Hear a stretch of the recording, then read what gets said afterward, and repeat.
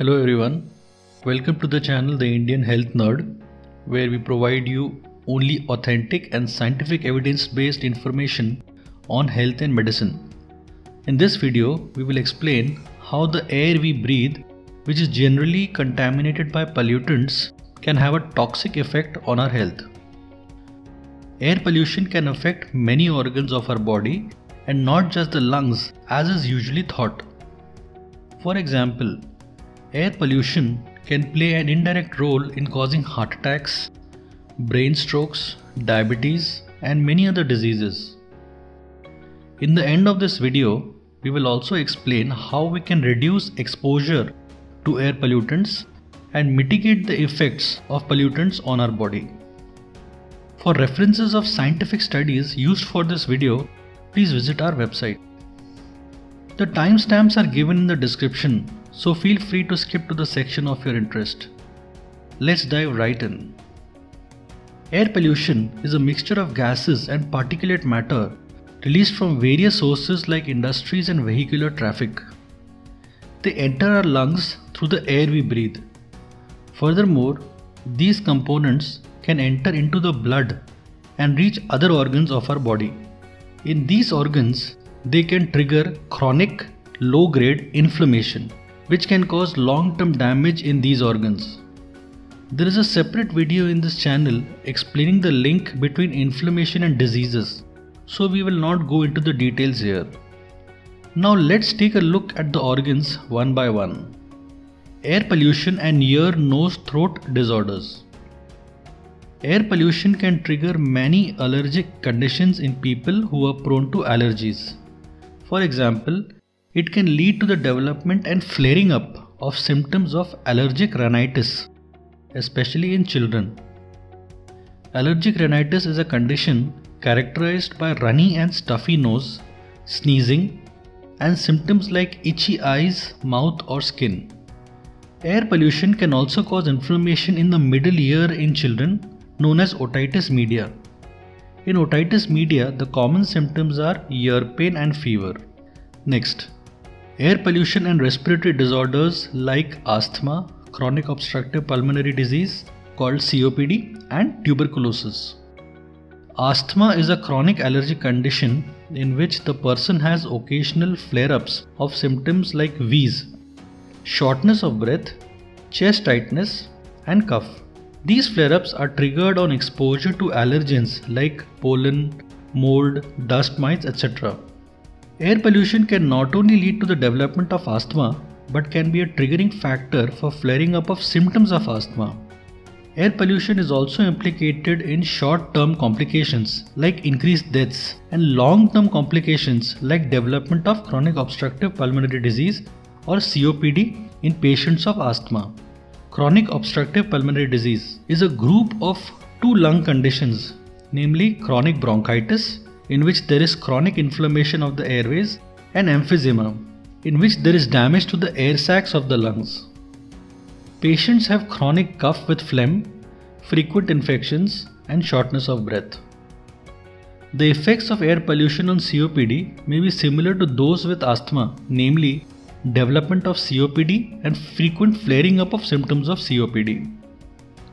Even in healthy people, chronic exposure to air pollution can reduce the functional capacity of the lungs to breathe.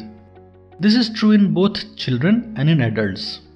Exposure of pregnant women to air pollution during pregnancy can have a negative impact on the normal development of the lung in the fetus. Children born to these mothers can develop asthma in early life that can last into adulthood. In areas of unhealthy levels of air pollution, people are more susceptible to develop tuberculosis. In these areas, death rates of people having tuberculosis are also higher. Air pollution can lead to increased occurrence of pneumonia in children, requiring hospital admissions. Next, air pollution and cardiovascular disorders like hypertension, heart attacks, strokes, arrhythmias, and heart failure. Cardiovascular disorders are the leading cause of death due to air pollution. Exposure to air pollution can cause high blood pressure called hypertension. Moreover, pregnant mothers exposed to air pollution can have an increased risk of developing high blood pressure during pregnancy. potentially leading to complications like seizures called eclampsia or even coma.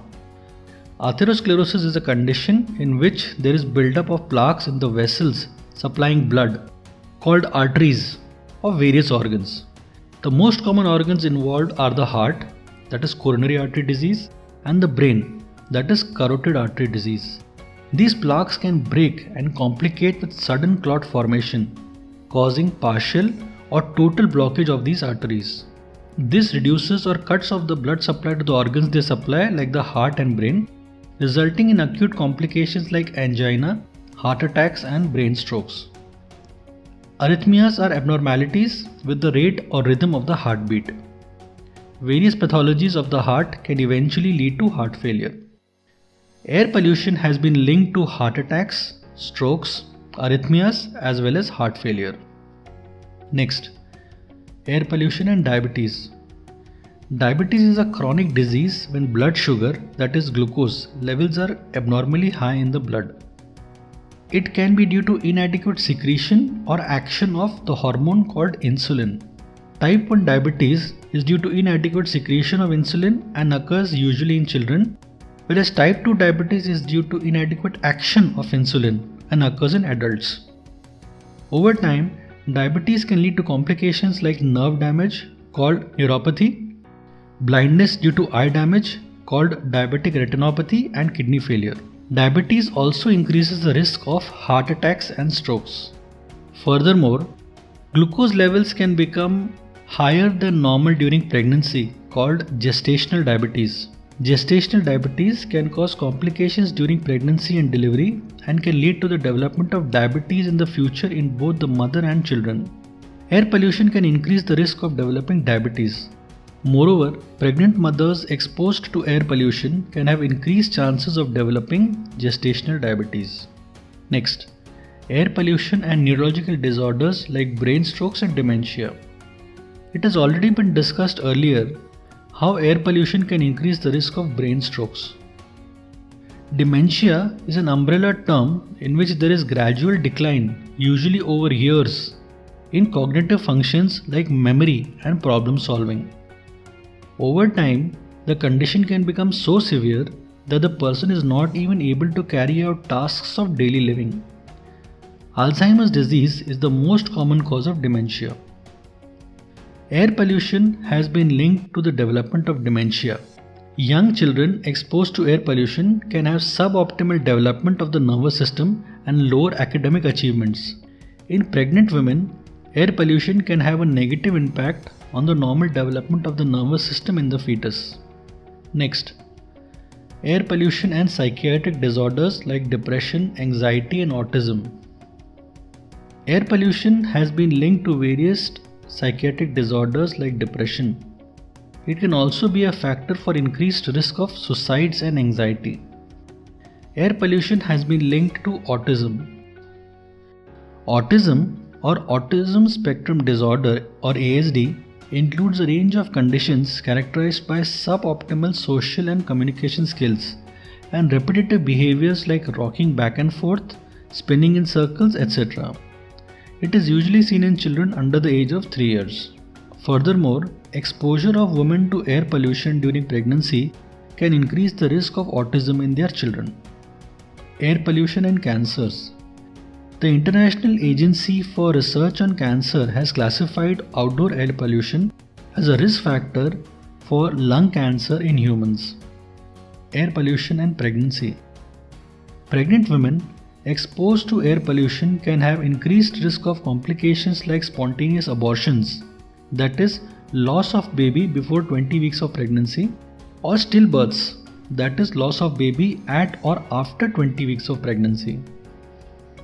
Exposure to air pollution can also cause complications in pregnancy like preterm births, lower birth weight of the newborn, and congenital anomalies, most notably congenital heart defects of the newborn.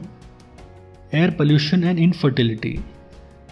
Air pollution can reduce fertility in both males and females, which can lead to lower conception rates in couples.